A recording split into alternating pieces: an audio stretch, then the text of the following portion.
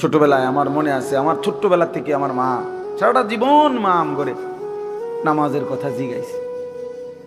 আমি প্রায় বলি, এখন আমার মার বয়স কমপক্ষে 70 হবে, আমার আম্মার কিচ্ছু মনে নাই, কিছু বলতে পারে না, অসুস্থ। একটা ট্যাবলেট দিলে আধা ঘন্টায়ও মা ট্যাবলেটটা খায় না, বোঝে না কিতা হইলে কই মা এটা খান না খান, পানি মুখে দিলে জোর করে মা এটা ধরে রাখে, মা এটা বোঝে না যে এটা খাওয়া দরকার, মানে এই কথাটাই বুঝে পারি না বলি, এখন এমন দুর্বল হয়ে গেছে।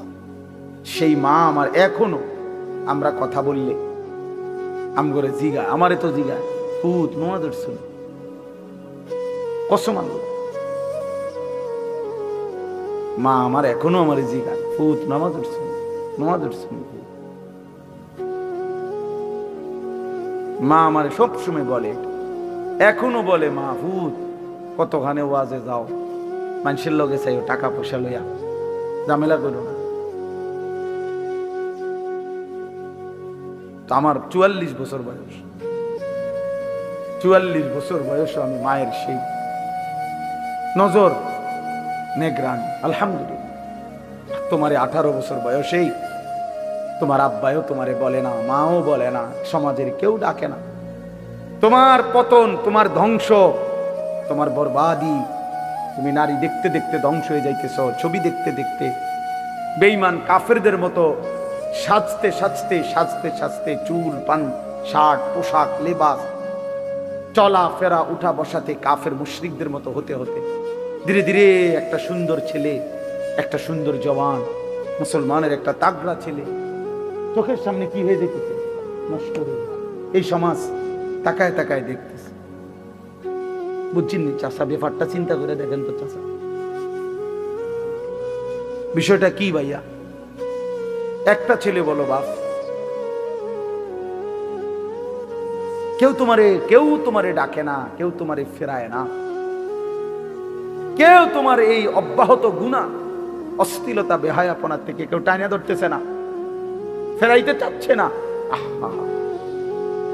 মনে হয় যেন চোখের সামনে জাহান্নামের আগুনের দিকে যাচ্ছে, ধাও ধাও আগুনের দিকে, সবাই যেন দেখতেছে ঠিক আছে আগাও।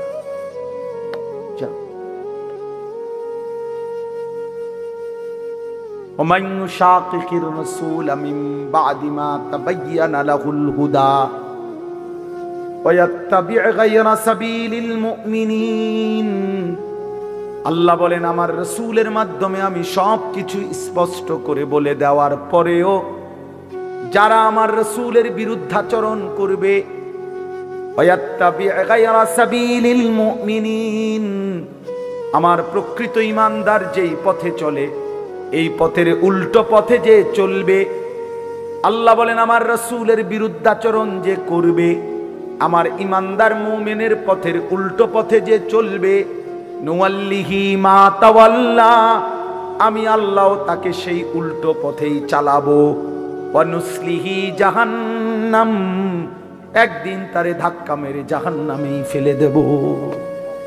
খোদার কসম বন্ধু, আল্লাহ বলেন চলতে চলতে নাফরমান, গুনার অসভ্যতার অশ্লীলতা, সুদ আর হারাম, কিস্তি আর হারাম রোজগার করতে করতে চাচা 60 বছর পরে একদিন ফেরেশতা তোমারে লাথি দিয়া কবরে পাঠায় দিব, বলবে যা সুদখোর যা কবরে, যা কিস্তিখোর হারামখোর যা কবরে যা। জীবনভর ওজনে কম দিলি, জীবনভর হারাম রোজগার করলি না ফরমান, যা এখন যা কবরে। এত লম্বা হায়াত, এত লম্বা রাত, লম্বা দিন, কখনোই আল্লাহকে মনে পড়লো না, হালাল হারাম মনে পড়লো না। আল্লাহ বলেন একদিন আমি তোকে পৌঁছায় দেব কবরে। আল্লাহাকুমুত তাকাসুর হাত্তা যুরতুমুল মাকাবির, আল্লাহ বলে বান্দা দুনিয়ার নেশায় পড়ে ডুবে গেলা, আল্লাহ বলেন আখিরাতকে বান্দা ভুলে গেলা, শুধুমাত্র তাকাসুর বাড়ানোর নেশা, বাড়ানোর, আরো টাকা, আরো বাড়ি, আরো গাড়ি, আরো নারী, আরো সুন্দরী, আরো দুনিয়া, আরো আরো আরো আরো। আল্লাহ বলেন বাড়াইবার এই পাগলা নেশা তোমারে দুনিয়ায় ডুবাইয়া দিল, আখিরাত ভুলাইয়া দিল। হাত্তা যুরতুমুল মাকাবির, এরই মাঝে কিন্তু একদিন বান্দা সত্যিকারে ঠিক ঠিক একদিন তোমার মোলাকাত হবে কবরস্থানে। হাত্তা যুরতুমুল মাকাবির, তো চিরেই তুমি পৌঁছে যাবে, সাক্ষাৎ হবে কবরস্থানে। কাল্লা সাউফা তা'লামুন, তাফসীরে লিখছে ফিল কবরে, আল্লাহ বলেন সেই কবরে পৌঁছলেই আমি আল্লাহ তোমাকে জানায় দেব বান্দা আমার একটা একটা নাফরমানির শাস্তি কি। কি মনে করছো বান্দা, ভাত দুগা খাওয়াইছি দেখা নাফরমান, তুই মনে করছো আমি আল্লাহ তোরে দেখি নাই না? বেটা আমি তো ভাত তরকারি, বেটা খাদ্য খাবার তো আমি কুত্তারও খাওয়াই, বেটা তোরে খাওয়াবো না কেন? তোরে আমি ভাত খাওয়াইছি দেখা, তোরে আমি ঘুম পাড়াইছি, তোরে আমি পেশাব পায়খানা করতে দিছি, তোরে আমি কিছু বলি নাই, দুনিয়ায় ছেড়ে দিছিলাম বান্দা, আমি তো সব বলেই দিছি। ইন্না হাদাইনাহুস সাবিলা, আল্লাহ বলেন চলার রাস্তা তো আমি দেখায় দিছি। নওজোয়ান ভাই, তোমরা দুই অটোর মধ্যে যারা বসছো তোমরা নামে আসো, নামো, এদের নামো, আরো ভিতরে আরো আছে, নামো, ওইখানেও যারা আছেন ওর নাম।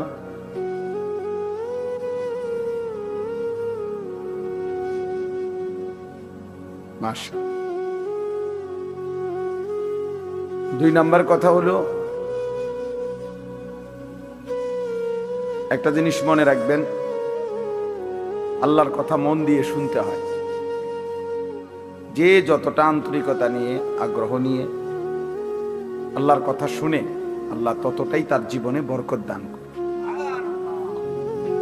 এই জন্য মোবাইলে হাতে ধরে রাখলে, এই হাতে ধরে যদি ভিডিও রেকর্ড করে মনোযোগ বসে না, এতে করে ওই বেচারার সারাক্ষণ ওই মোবাইলের দিকে নজর থাকে, ফলে সে আর কানে এবং দিলে কথা পৌঁছে না ঠিক মতো। এই জন্য দয়া করে কেউ একজন, আমি নিষেধ করলাম, প্রিয় ভাই, মানুষ বেশি বা কম এটা কোনো সমস্যার বিষয় না।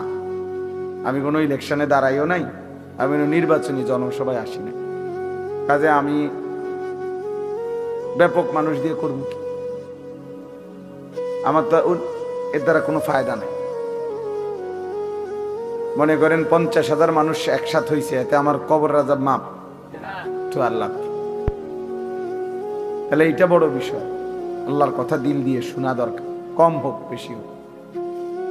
এই জন্য একজনও, ছেলেরা নওজোয়ান, মোবাইল হাতে ধরে রেখো, নামাও, আর ভালো না লাগলে চলে যাও, গিয়ে অন্যখানে মোবাইল টিপো, এটাও বাকি এখানে বসে মোবাইল হাতে ধরে রাখা যাবে না, আমি নিষেধ করলাম।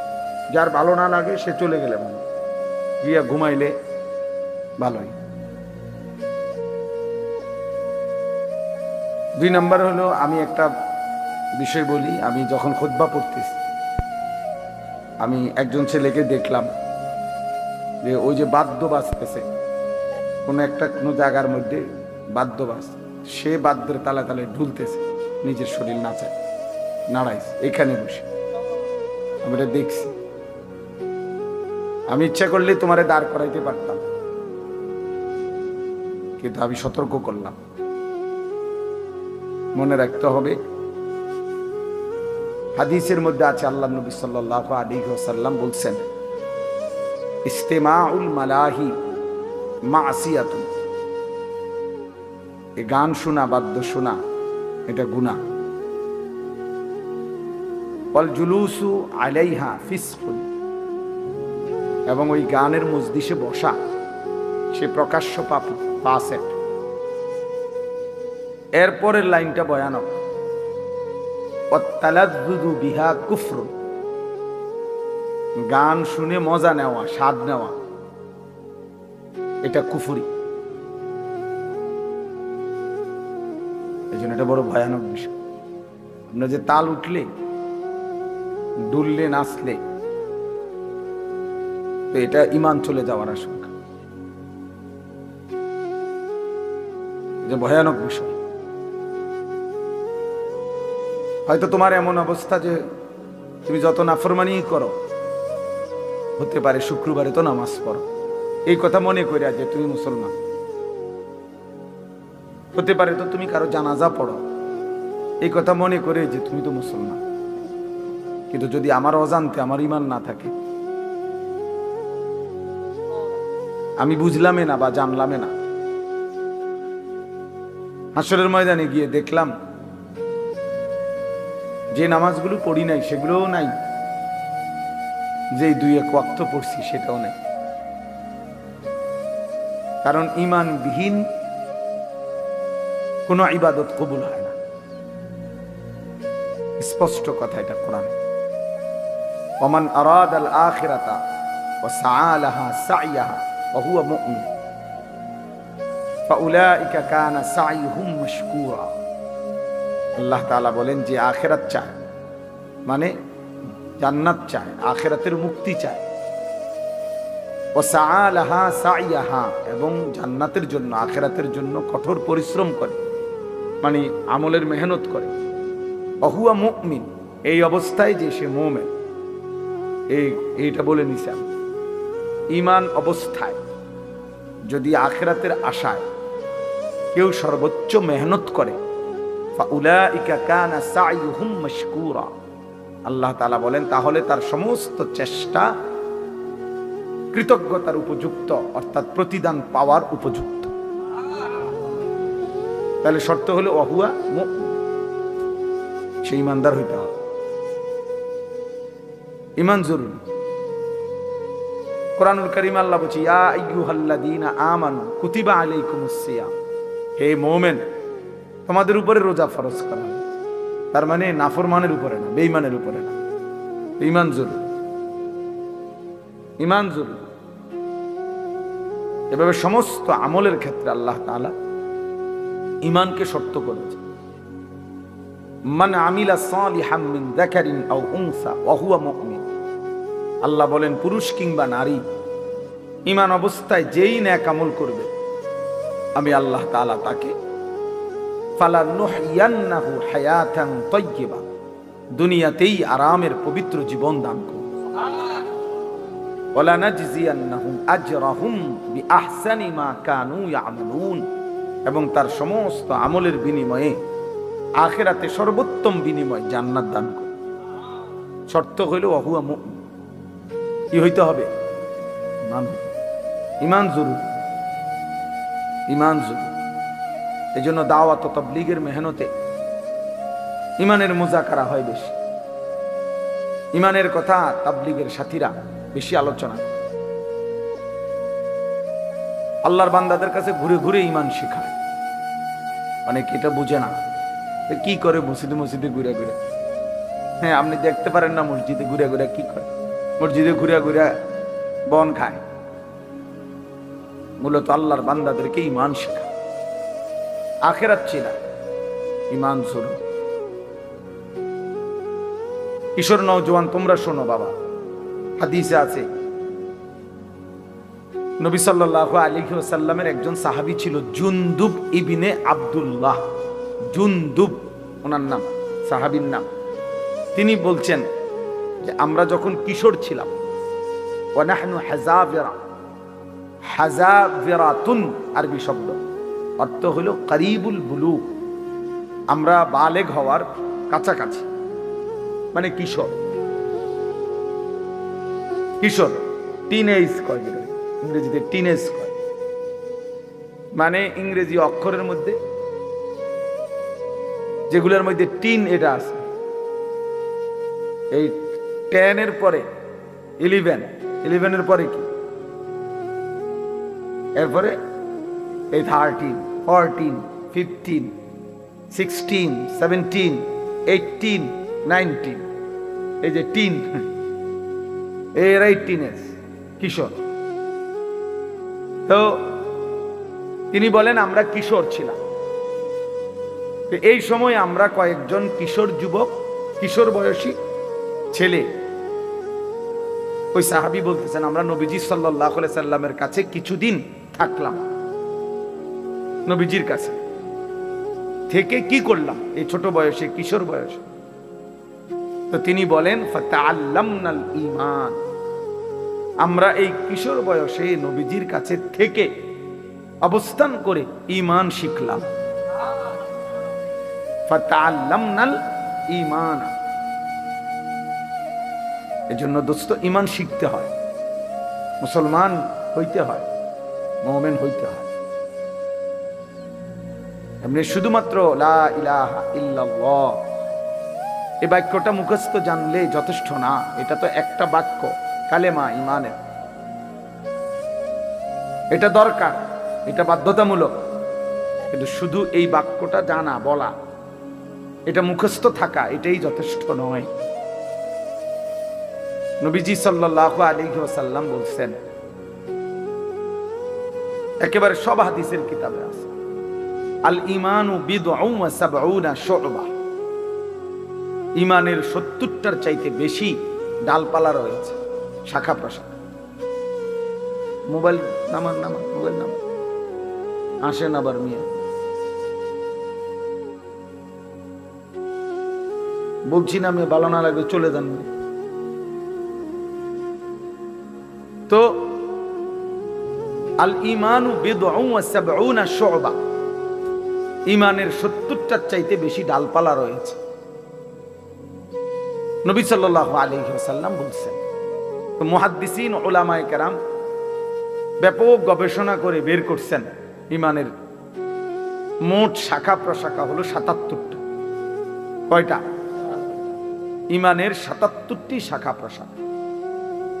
তো নবীজি সাল্লাল্লাহু আলাইহি ওয়াসাল্লাম বলেন, ফাআফদালুহা কাউলু লা ইলাহা ইল্লাল্লাহ, এই 77টি শাখার মধ্যে সবচেয়ে বড় ডাল, সবচেয়ে বড় শাখা, প্রধান শাখা, যে আপনারা লিখছেন কেন্দ্রীয় জামে মসজিদ, মনে করেন কেন্দ্রীয় শাখা মানে প্রধান শাখা, মেইন ডাল, লা ইলাহা ইল্লাল্লাহ এই বাক্য বলা। তাহলে তো 77টা শাখার একটা প্রধান শাখা হইল কি? এই কালেমার। তো বাকি 76টা বলো ভাইয়া, ছেলেরা বলো, বাবা তুমিও বুঝো আমিও বুঝি, যে তুমিও মরে যাবা আমিও মরে যাব। এটা সহজ কথা দোস্ত, তোমারও শেষ আছে আমারও শেষ আছে, হাসলেও মরে যাবা, কাঁদলেও মরে যাবে, এটা সবাই আমরা বুঝি। আমরা যে আল্লাহ তাআলার কাছে ফিরবো এ ব্যাপারে সবাই আমরা বুঝি। তো কাজে আমরা যেহেতু এই সাইড প্রত্যেকেই বুঝতে চেষ্টা করি, আমার একটা নিজস্ব দুনিয়ার চিন্তা চেতনা আছে, আমি পড়ালেখা করব, চাকরি করব, ব্যবসা করব, বিদেশ যাব, যেটাই হোক একভাবে না একভাবে আমরা নিজেকে নিজে নিয়ে ভাবি কেমনে আমার দুনিয়া চালানো যায়, কেমনে আমার জীবন গড়া যায়। তাহলে একজন বিবেক হিসাবে, বুদ্ধিমান হিসাবে, যেহেতু দুনিয়া আমারই অংশ, তো আখিরাত তো আমারই অংশ, তো উচিত দুইটা একসাথ করা। দুইটা একসাথ করলেই তো ভালো। এটা তো একটা সহজ কথা, সহজ কথা। আমি আজকে প্রায় আমি হজে যাব, আমার বুধবার দিন ফ্লাইট ইনশাআল্লাহ। তাইলে আমি আজকে প্রায় বাসার জন্য কোরবানির বাজার সাজার প্রায় 20-30 হাজার টাকার বাজার করছি। তো বাজারও করলাম, তো আমি আবার মাহফিলও আইসা আসরের নামাজের পরে আমার ব্রাহ্মণবাড়িয়া শহরে বয়ান ছিল, সেখানেও আইসা আমি আসরের জামাত ধরছি, জামাত পড়ে এবার আবার বয়ানও করছি। তাহলে এটাও আমার কাজ, সংসারের বাজার করে দেওয়া, ওইটাও আমার কাজ। তা আমি ওই হিসাব করে উঠছি, যে হিসাব করলে আমি বাজারও শেষ করতে পারবো, আবার কুমিল্লা ক্যান্টনমেন্ট থেকে গিয়া ব্রাহ্মণবাড়িয়া আসরের নামাজ ধরতে পারবো। আমার কাজ এটা। আমি এখানে আসতে হবে, আমার তাড়াহুড়া। আমি ছিলাম সেই বেড়তলা, ব্রাহ্মণবাড়িয়া বিশ্ব রোডের কাছে। বাংলাদেশের শ্রেষ্ঠ আলিম দ্বীন ওয়াইজ আল্লামা জুবায়ের আহমদ আনসারী রাহমাতুল্লাহ আলাইহি হুজুরের মাদ্রাসায় বয়ান করছি মাগরিবের পর, জামিয়া রহমানিয়া হুজুরের মাদ্রাসা। তাইলে ওইখানে আমি এখন, এখানেও আমার আসা দরকার। ওইখানে আমি এশার নামাজ ইতমিনানের সাথে জামাত পড়ে, সুন্নত বিতির পড়েই এরপরে আসছি। এখন এখানে আমার দেরি হইব কিছুটা, আমি বুঝছি, কিন্তু আমার জামাত পড়তে হবে কিনা, কথা বলেন না? তাইলে এটা আমার জিম্মাদারি, যেটা আমাকে করতেই হবে। আমি এটা ছাড়বো কেন? এটা ছাড়বো কেন? নাই তো 2 জন মানুষ কম হবে, 5 জন শুনবে, অসুবিধা কি? মানুষ চলে গেছে তো চলে গেলে আমার সমস্যা কি? কথা বোঝেন নাই আমার কথা? তো এটা হইল একজন সহজ কথা, হইল একজন বুদ্ধিমান হিসাবে একেবারে আত্মা বিবেক থাকলেও যে কেউ আমাদের বোঝা উচিত যে দুনিয়াও আমার, আখিরাতও আমার। বাজারও করো, ব্যবসাও করো, আল্লাহকে সেজদাও করো, নামাজও পড়ো।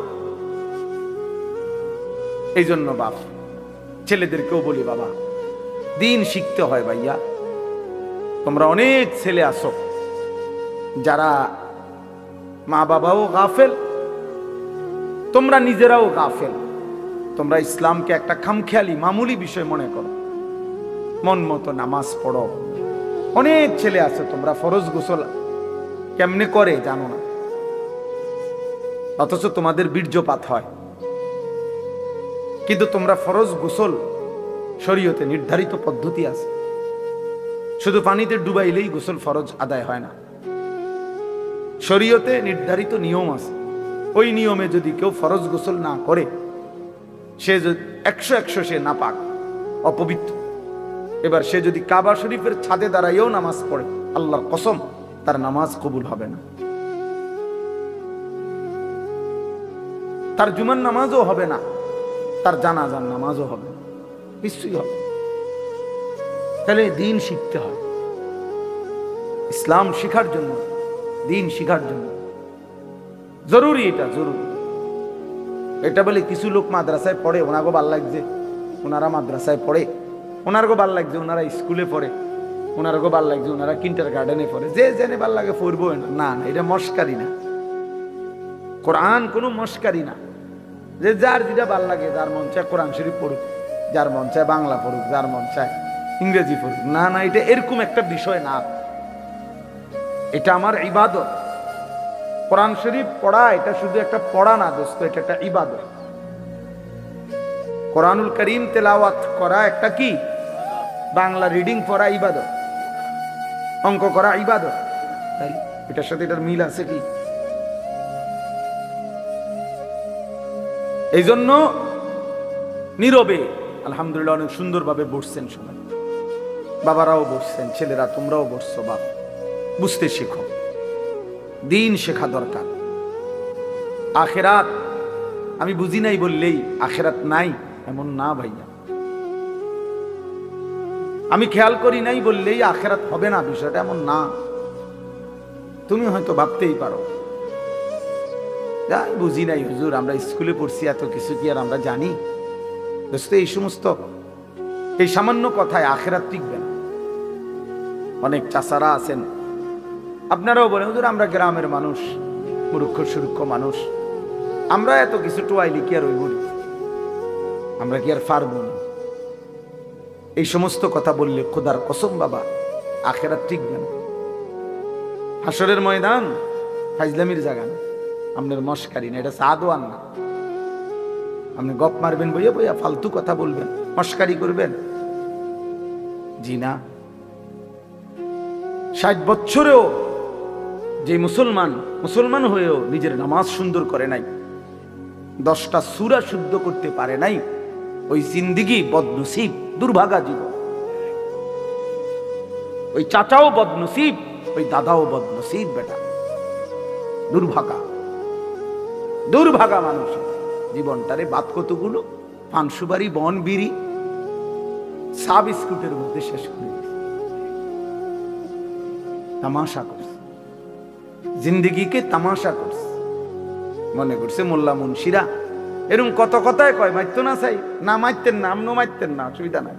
হ্যাঁ আপনি বাতে তো খান, আমরা বাতে খাই, আমরা তো আর শুধু বন খাই না, ভাত খাই, এই দুনিয়া পার হইতেছি। আখিরাতে দেখবেন এই মস্কারির পরিণতি। তাকাদু তামাইয়াজু মিনাল গায়জ কুল্লামা উলকিয়া ফিহা ফাওজুন সাআলাহুম খাজানাতুহা আলাম ইয়াতিকুম নাদির। রব্বুল আলামিন বলে জাহান্নামীকে যখন জাহান্নামে ফেলা হবে, জাহান্নামের ভীষণ আগুনে টকবক করবে, প্রচন্ড জাহান্নামের গর্জন আওয়াজ শোনা যাবে, আর জাহান্নামের ভীষণ চিৎকারে জাহান্নামের ফেরেশতারা তখন তাকে ডাক দিয়ে বলবে আলাম ইয়াতিকুম নাদির। জাহান্নামের ফেরেশতা বলবে নাফরমান চিল্লাও কেন, তোমারে কি কেউ কোনো আল্লাহর ভয় দেখায় নাই? আলাম ইয়াতিকুম নাদির, কোন ভয় প্রদর্শনকারী বান্দা কি তোমার কাছে আসে নাই? ক্বালু বালা, জাহান্নামী তখন বলবে হ্যাঁ, কাদ জাআনা নাদির, হ্যাঁ ফেরেশতা আমার কাছে আল্লাহর পক্ষ থেকে ভয় প্রদর্শনকারী বান্দা এসেছিল। কত ইমাম সাহেব, কত আলেম ওয়াইজ, কত বক্তা, কত আউলিয়া, কত বুজুর্গ, কত নেককার মানুষ আমারে বারবার বারবার বলেছিল ফাকাযযাবনা, আমি মিথ্যা মনে করেছিলাম। ওয়াকুলনা মা নাযালাল্লাহু মিন শাই, আমি বলছিলাম এগুলো আল্লাহ নাজিল করে নাই। ইন আনতুম ইল্লা ফি দালালিন কাবীর, আমি আরো বলেছিলাম তোমরা মোল্লা মৌলবীরাই বড় বেশি ভুলের মধ্যে আছো। সরাসরি কোরআন শরীফের তরজমা।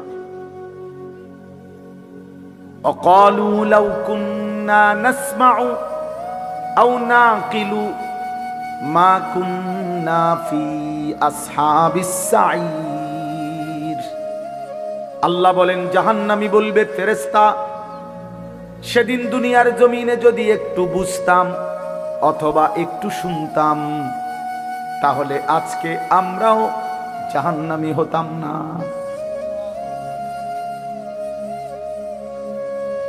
ফাতারাফু বিদামবিহিম, আল্লাহ বলে জাহান্নামী তার সবগুলো পাপের স্বীকৃতি দেবে। সব স্বীকৃতি শুনে ফেরেশতা তখন বলবে ফাসুহকাল লি আসহাবিস সাঈর, জাহান্নামী দূর হ, জাহান্নামের আগুনেই পড়ে থাক। শুনছেই যা, কিন্তু ফেরেশতা কি করবে? ফেরেশতার কোনো ক্ষমতা আছে কি? ফেরেশতা কি? মা সালাকাকুম ফি সাকার। প্রিয় যুবক শোনো বন্ধু, কোরআনুল কারীমে আছে আল্লাহ বলেন জাহান্নামের ফেরেশতা জিজ্ঞেস করবে নাফরমান, কি তোকে জাহান্নামে ফেললো? ক্বালু লাম নাকু মিনাল মুসাল্লিন, খোদার কসম জাহান্নামী বলবে বন্ধু ফেরেশতা ভাই আমি নামাজি ছিলাম না। লাম নাকু মিনাল মুসাল্লিন, আমি মুসল্লি ছিলাম না, নামাজি ছিলাম না।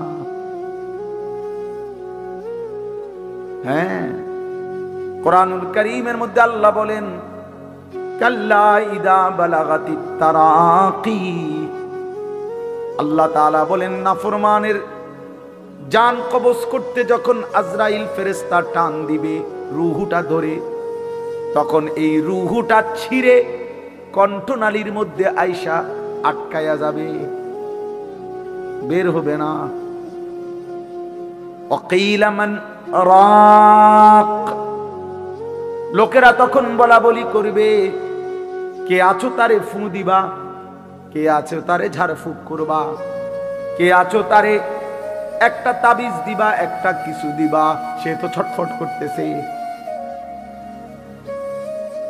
ওয়াকিলা মান রাক ওয়ালতাফাতিস সাকু বিসাক, আল্লাহ বলেন দুইটা পায়ের দুইটা অংশ পায়ের এইভাবে ভয়ে আর আতঙ্কে একটা আরেকটার সাথে মিলে যাবে।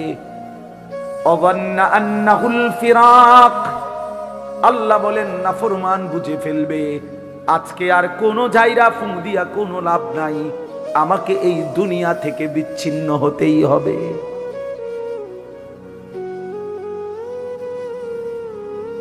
ওয়ান্না আন্নাহুল ফিরাক। রব্বুল আলামিন বলেন, এভাবে ছিন্ন করে রুহুটাকে ছিঁড়া কেন, জাহান্নামীকে কেন জান কবজ করা হলো? তো আল্লাহ নিজে বলেন, ফালা সাদ্দাকা ওয়ালা সাল্লা। এই নাফরমান আমি আল্লাহর কথা সত্য মনে করে নাই, আর ওয়ালা সাল্লা, এবং নামাজ আদায় করে নাই।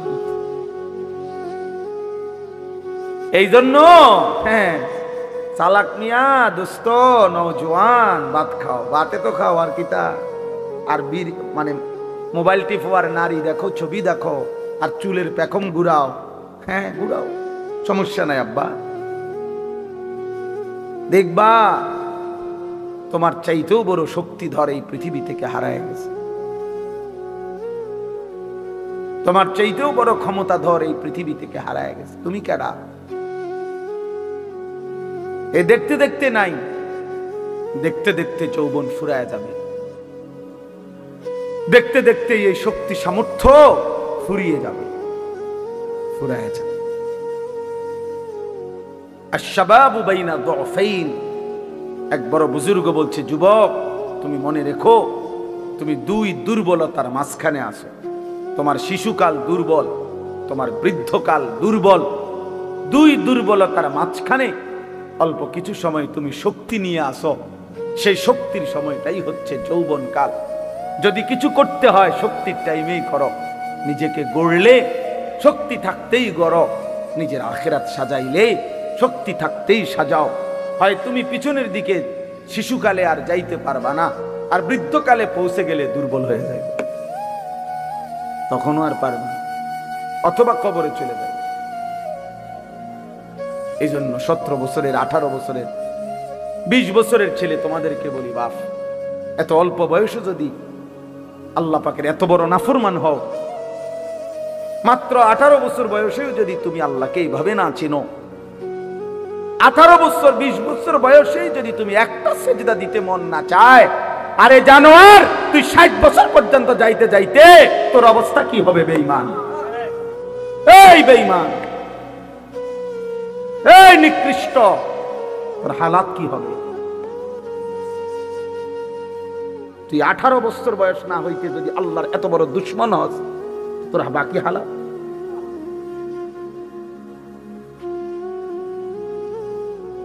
বিশ বছর না আইতেই যদি তুই এত নারী দেখে ফেলো, এত উলঙ্গ ছবি দেখো, জানোয়ার, বাকি জীবন তাহলে কি দেখবা? হাইওয়ান বলো, বাকি হায়াত কি দেখবা? তাহলে যা দেখার তো সব দেখে এলাইছো।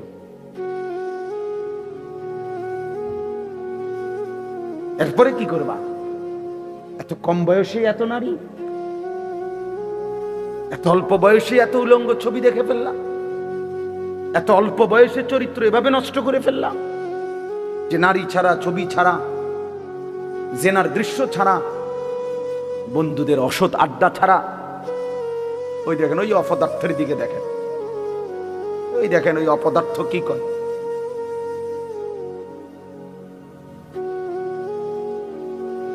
এই জন্য বললাম ভাই,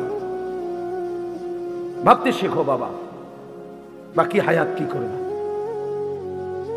বাকি হায়াত কেমনে চলবে? তাই না, এত কম বয়সে যদি কেউ এত চরিত্রহীন হয়, তার সামনের হালাতটা কি বলে? 40 বছর পৌঁছতে পৌঁছতে তার অবস্থা কি হবে? 60 বছর, 365 দিন, যে কোনো দিন খোদার 1 বছরে ফজরের নামাজ পড়ে নাই, পরে আর আল্লাহ মনে করাই দিবে কে? হ্যাঁ, বুঝো নাই ভাইয়া? 1 বছর যারে আল্লাহ ভুলাই গেল, তো তোমারে আর মনে করাবে কে? কে আছে তোমার এরপরে? আর যে সময় তোমার মাথার উপরে বাবা, দাদা, তাদের ছায়া আছে, তখনই যেহেতু তুমি আল্লাহ ভুলে গেছো, তো যখন তোমার বাপ মরে যাবে, দাদা মরে যাবে, মা মরে যাবে, তখন তোমারে আল্লাহর কথা মনে করাই দিব কে? কিশোর যুবক ছেলে বদলাবে, ওরা দিনদার হবে, ওরা সেজদা দিবে আল্লাহকে। এক যুবক যখন সেজদা দেয়, তো আল্লাহ তাআলার আরশ নড়ে ওঠে। আল্লাহ তাআলা আরশ আযীম থেকে বলে, যুবক আমারে সেজদা দিলি, যা আমি ওয়াদা দিলাম তোরে এই আরশের নিচে ছায়া দেব। তুই আসবি যুবক হাসরের ময়দানে, আমি তোরে আরশের নিচে ছায়া দেব। শাবুন নাশাআ ফি ইবাদাতিল্লাহ, নবীজি বলেন যে যুবক তার যৌবন কালটা আল্লাহর ইবাদতে বেড়ে উঠছে, আল্লাহ রাসূল সাল্লাল্লাহু আলাইহি ওয়াসাল্লাম বলেন আল্লাহ তাআলা তাকে আরশের নিচে ছায়া, ইউযিল্লুহুমুল্লাহু ফি যিল্লিহি, আল্লাহ নিজের আরশের ছায়ায় ছায়া দেন। সুবহানাল্লাহ। এজন্য যুবকের সেজদা বড় দামি সেজদা, নওজোয়ানের সেজদা বড় দামি সেজদা। এজন্য তোমরা হিম্মত করো। ওই ছেলেটাকে বলো ভাই, ওই ছেলেটাকে, ওই অসভ্য ছেলেটাকে বলো মোবাইল বন্ধ করতে। বেটা তুমি এতে উঠে যাও বেটা, এই বেটা অপদার্থ কোথাকার বেটা।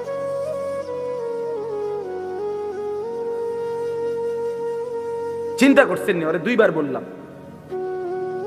আর এইটাই জীবন। কিছু ছেলে পেলের জীবন এমন, এরা এত শক্ত হয়। এরার কথা হইলো হুজুর তোর আব্বাও যদি কয় আমি লড়তাম না, আমি যেমনি আছি। হ্যাঁ, এটা সাংঘাতিক, জানেন না? কিছু ছেলে পেলে এমন শক্ত হয়ে যায়, কলিজা পাথর হয়ে যায়। এর কথা হইলো যা বেটা তোর বেটা, এতে কত বালা হুজুর কইছে বেটা, এতে আরো কত মোড়া তাজা হুজুর দেখছি, আমারে লড়াইতে আসছে না। 1.5 বিঘা হুজুর আইছে, আমার মতো বাটফারের লড়াই। আস্তাগফিরুল্লাহ, আস্তাগফিরুল্লাহ। রাগ হইও না বাপ, আমি বললাম আমি ফেরাইতে চাই, এই জন্য আমি একটু শক্ত। নাহলে আমি তো আর এনে এমন না যে কাজে লাগছি আইয়া, এই কারণে সেটায় কতক্ষণ দমকাই ফেললাম। এ তো ঝগড়ার জন্য না। আমার এই মাকসাদই হলো তুমি কেন সেজদা করবা না, নামাজ কেন পড়বা? কমপক্ষে এটা তো বোঝা উচিত যে আমি আল্লাহর সাথে আমার রাগ কিসের। এটা তো কোনো যুক্তিতে ভাই একেবারে সামান্য বিবেক যদি থাকে, আল্লাহর সাথে রাগ করব কেন? তিনি আমার সব কিছু দিছেন, ঠিক না? আল্লাহ আমার সমস্ত প্রয়োজন পূরণ করতেছেন, যে আমারে সব দিল এবং আমি ডাকলেও দেয়, না ডাকলেও দেয়, এমন মালিক আমি পাবো কোথায়? মা গাররাকা বিরাব্বিকাল কারীম, আল্লাহ বলে বান্দা বলো না এমন মেহেরবান মাওলা আমার মতো দয়ালু রব থেকে কে তোমারে ধোঁকা দিবে? এমন মালিক কই পাবা বান্দা, এমন মনিব কই পাইবা, কই পাইবা? হাদিসে আছে নবীজি সাল্লাল্লাহু আলাইহি সাল্লামকে আল্লাহ তাআলা বলছে বন্ধু আমার কোন বান্দা যদি 90 বছর পরেও জীবনের সব গুনাহ ছেড়ে দিয়ে আর করবে না ওয়াদা দিয়ে, 90 বছর বয়সেও যদি রাতের অন্ধকারে কোনোদিন চোখের পানি ফেলে, এক ফোঁটা চোখের পানি ফেলে গুনাহ ছেড়ে দিয়ে আর করবে না ওয়াদা দিয়ে আমার কাছে যদি মাফ চায়, দোস্ত আমি ওয়াদা দিলাম কসম বন্ধু আমি এমন 90 বছরের বুড়া তার গুনাহ সব মাফ করে দেব। কুল ইয়া ইবাদিয়াল্লাযীনা আসরাফু আলা আনফুসিহিম লা তাকনাতু মির রাহমাতিল্লাহ। রব্বুল আলামিন বলেন, বন্ধু বলেন, ও আমার বন্ধু আপনি বলে দেন, হে আমার বান্দা, আল্লাহ বলতেছেন আমার বান্দা শোনো না, তোমরা যারা এই পরিমাণ গুনাহ করেছো যে নিজের জীবনটাকে জুলুম করে শেষ করে ফেলেছো, জীবনে বলতে কোনো নেকি নাই, ডানে বামে কোনো নেকি নাই, গুনায় গুনায় ভরা জীবন তোমাদের পুরা ডুবে গেছে। আল্লাহ বলেন বান্দা গুনার সমুদ্রেও যদি হাবুডুবু খাও, সেখান থেকেও যদি কোনোদিন আমি আল্লাহকে মনে পড়ে, তাইলে যদি গুনাহ ছেড়ে দিয়ে আর কুরবানা ওয়াদা দিয়ে আমি আল্লাহর দিকে এক কদম ফিরে আসো বান্দা, আর যদি বলো মাওলা জীবনভর আমি আপনাকে নারাজ করেছি আর করব না মাওলা, আপনার নাফরমানি করব না মাওলা, আমি তওবা করলাম মাওলা, গুনাহ ছেড়ে দিলাম, আল্লাহ বলেন লা তাকনাতু মির রাহমাতিল্লাহ, আমার গুনাহগার নাফরমান বান্দা, আমি আল্লাহর রহমত থেকে নিরাশ হইও না বান্দা।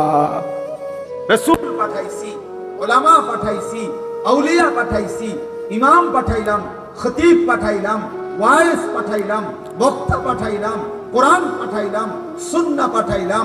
আমার রাসূলকে দিয়ে 23টা বছর লাগাইয়া এতভাবে বলে দিলাম, এর পরেও বান্দা তুমি কোনোভাবে পাত্তা দিলা না। ঠিক আছে বান্দা, কবরে আইসো, তখন মনে করবা, বুঝবা আমি আল্লাহ কেমন জিনিস।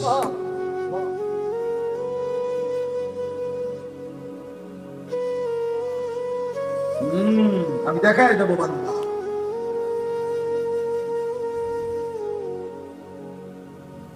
আমি দেখাই দেব। জানো না বান্দা আমি কি পরিমাণ ক্ষমতা। আল্লাহু আজিজুন যুল ইনতিকাম। আল্লাহ তাআলা বলেন আল্লাহ বড়ই ক্ষমতাবান, প্রতিশোধ গ্রহণকারী। যুল ইনতিকাম শব্দের অর্থ হলো প্রতিশোধ গ্রহণ। আল্লাহ বলেন আমি প্রতিশোধ নেব। এই শব্দটা রয়েছে, আমি প্রতিশোধ নেব। আমার একটা লোকমা ভাতের হিসাব নেই, আমার এক ঢোক পানির হিসাব আমি নেব। আমার প্রতিটা বিশ্বাসের হিসাব। সুম্মা লাতুসআলুন্না ইয়াউমাইদিন আনিন নাঈম। আমার প্রতিটা নিয়ামতের হিসাব। এজন্য প্রিয় বন্ধু আমার, বাপ আমার, দয়া করে আল্লাহর ওয়াস্তে বাবাদেরকে বলি, যুবক ছেলে তোমাদেরকে বলি, আমাকেও বলি, আমরা সবাই মিলে আল্লাহর দিকে ফেরা দেব। তার দিকে, আল্লাহর দিকে। একটা ছেলে হইলেও মাই ভাইয়া নষ্ট করে দিল। এই ভাই, প্রিয় কিশোর, মনে রাখো নিজের ভালো কুত্তা হবো। একটা কুকুরে যদি কেউ লাঠি আলগি দেয়, এই কুত্তাটা ওটা বোঝে যে এটা দিয়ে আমার যদি বাড়ি দেয় আমার ক্ষতি হবে, জন্য কুত্তায় দৌড় মারে, ঠিক না? তাহলে নিজের কমপক্ষে নিজের ভালো, নিজের সেফ, এটা কুত্তাও বোঝে, এটা জানোয়ারও বোঝে। তো তুমি বোঝো না ভাইয়া, তুমি একটু বোঝো না? তোমার এই রাত দিন নারী দেখা, ছবি দেখা, উলঙ্গ দৃশ্য দেখা তোমার এই জাহান্নামের আগুনে পোড়াবে, এই একটু বুঝবে না?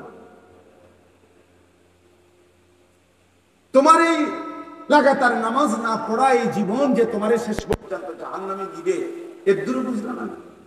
হায় হায় হায়, নিজের ভালোটাই তো কমপক্ষে বুঝবে না। কেমনে বললে বুঝবা? আমি তো আমার সবটুকু চেষ্টা করি, আমার